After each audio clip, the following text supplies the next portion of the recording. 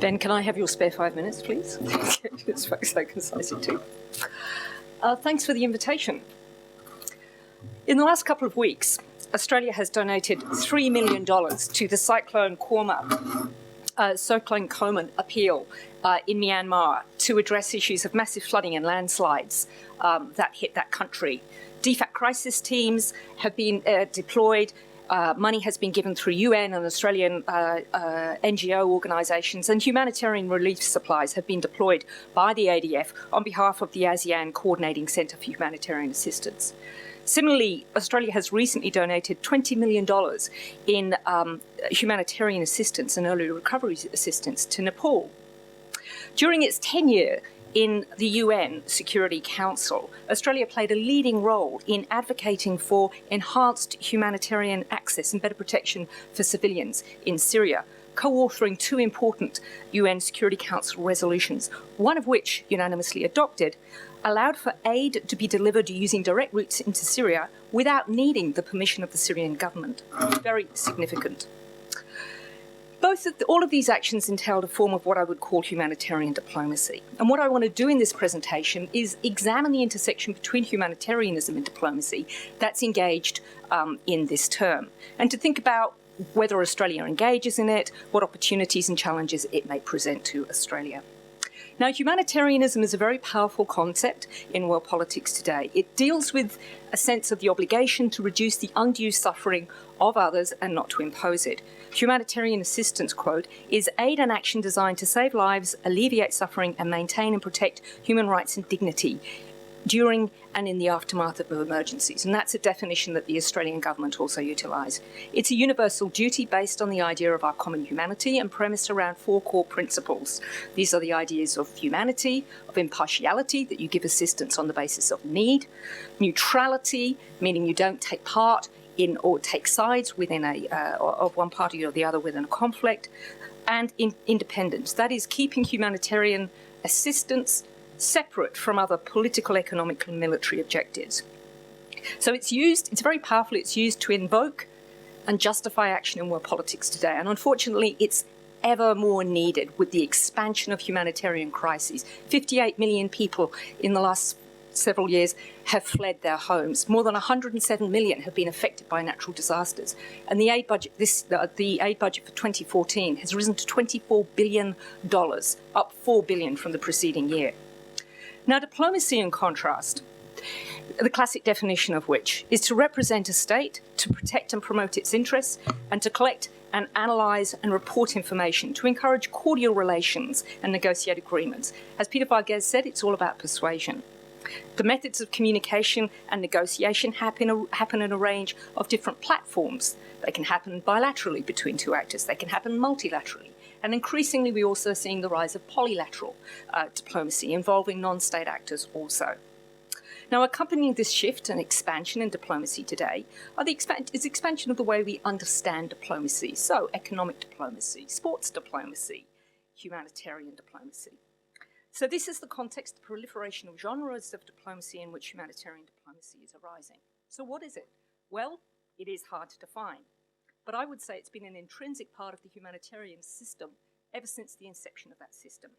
It's pioneered in today's world by the ICRC, who define it as persuading decision makers and opinion leaders to act at all times in the interests of vulnerable people and with full respect to fundamental humanitarian principles. Now, that's a definition which very much reflects the role of an organisation such as the ICRC. A slightly broader definition has been provided by Christopher Lamb, well-known Australian diplomat. He talks about humanitarian diplomacy as maximising support for operations and programs and building the partnerships necessary for humanitarian objectives to be achieved. It's about raising awareness, about negotiation of access and protection, about mobilising humanitarian aid in the context of man-made or natural disasters.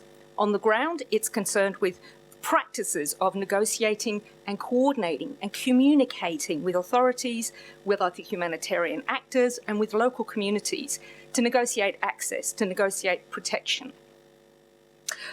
It's about assessing needs and about developing the most effective way to deliver on those needs. But humanitarian diplomacy also happens importantly at the international level, where we see the lobbying for humanitarian principles, the promotion of humanitarian practices, and the efforts to integrate it into international systems of governance. So we see it being negotiated, for instance, in international humanitarian law, in the Geneva Conventions. We see it being showcased or being advocated, or being promoted within the UN organisations, within the UN General Assembly and Security Council, and also within regional organisations such as ASEAN. We see these as important sites at the international level for lobbying, for negotiating, for humanitarian assistance and responses, raising the profile of particular crises, and again, negotiating access and protection. We can see this at the regional level as well, for instance, in the very important role that ASEAN played in negotiating access for NGOs, UN actors, and ASEAN actors in the wake of Cyclone Nargis in 2008. So we're seeing a very wide range of actors being involved in humanitarian diplomacy at different levels. Non-state actors, but also states. And it's very interesting that states are beginning to invoke this idea of humanitarian diplomacy as an element of their foreign policy. Indonesia has noted that humanitarian diplomacy is part of the flagship of Indonesia's foreign policy. Most significantly, Turkey has articulated humanitarian diplomacy as a key element of its own foreign policy, arguing that it provides a new diplomatic framework for its foreign policy that blends compassion with power and gives priority to human beings and their survival. And it's informed its diplomacy in the activist role Turkey has played, for instance, in Somalia, in Syria, and particularly in taking Syrian refugees. So where is Australia in this? Now, I will put the caveat in terms of what's been happening with the recent aid cuts and the rise and fall of spending, which has also affected humanitarian spending, and argue that in some ways Australia is strongly credentialed to argue that it has been a humanitarian actor and engaged actively in humanitarian diplomacy.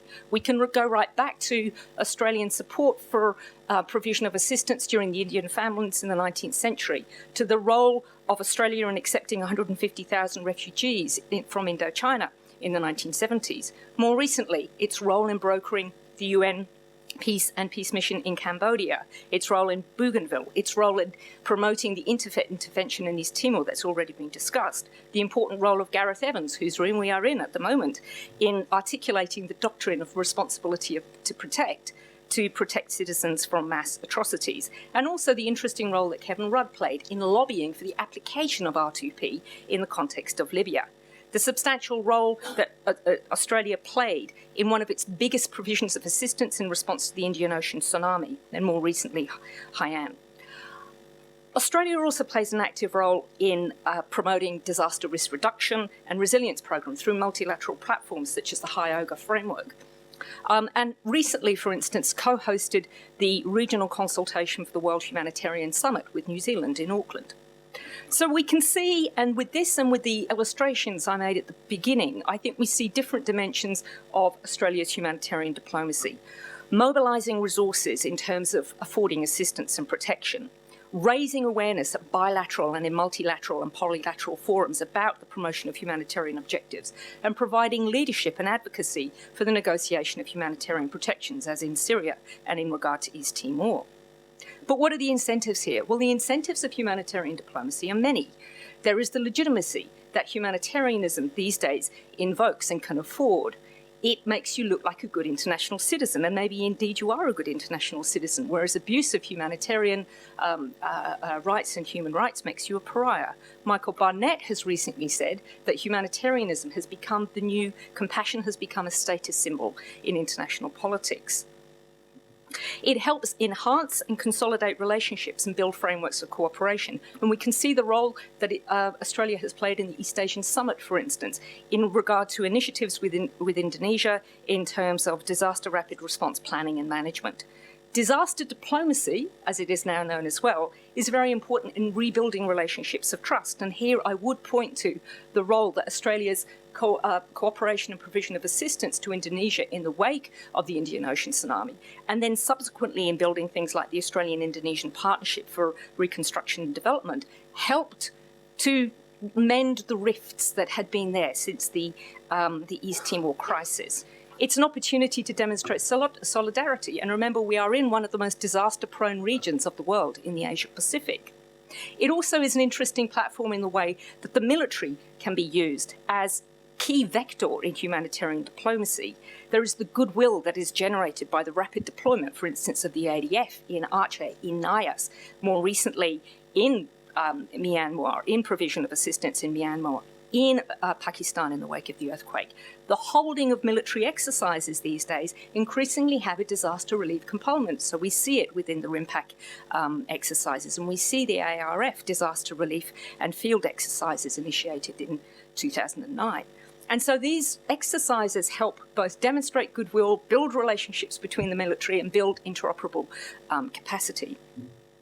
So humanitarian diplomacy, I would say, is an important part of Australia's foreign policy profile, and we see this in the Humanitarian Action Plan, which says that Australia has a long tradition of helping those who face crises. It resonates with the idea of Australia as a good international citizen, and it's a key element, I would say. It's an element, or we can see it as a platform of middle power diplomacy. But there is a question here I think we need to tease out between, is there a difference between humanitarian diplomacy and humanitarian as diplomacy? And this comes to a question of which interests have the priority in the pursuit of humanitarian activities. Is humanitarianism being undertaken as a mechanism to protect and promote the state's interest and extend cordial relations? There is some ambiguity here, even within Australia's humanitarian policy itself. The policy goals that are articulated in the Humanitarian Action Plan are to save lives, alleviate suffering, enhance dignity during and in the aftermath of crisis, to be guided by the core humanitarian principles, and to promote the key principles of humanitarian law, human rights law, and refugee law.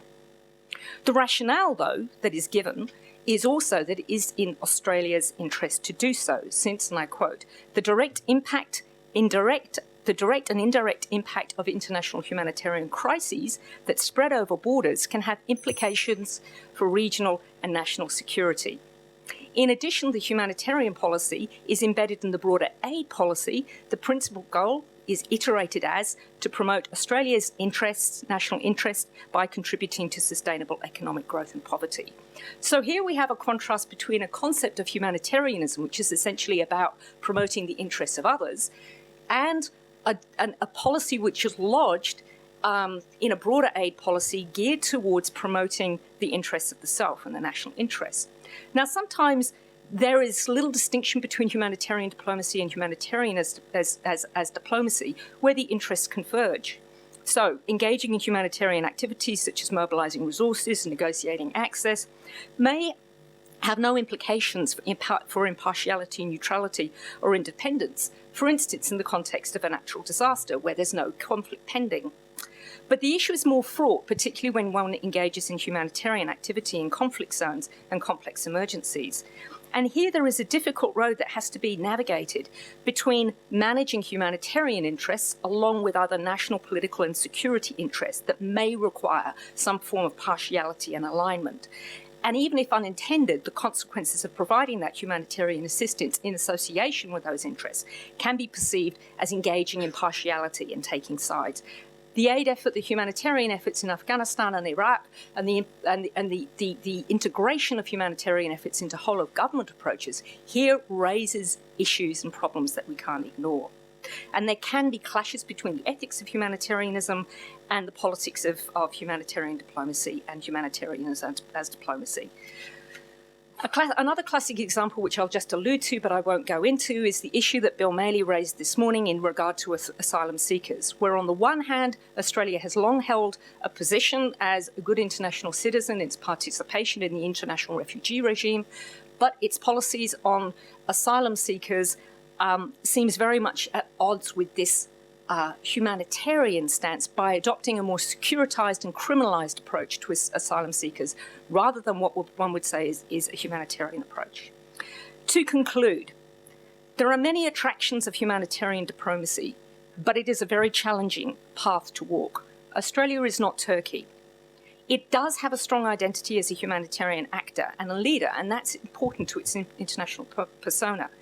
It needs to navigate the course between the norms of compassion and solidarism that I think are a significant component of its national identity, and the sense of Australia's unique identity in promoting humanitarian norms, but at the same time seeking to balance this with other coexisting interpretations of interest that can fundamentally compromise Australia's capacity and willingness to provide humanitarian assistance impartially.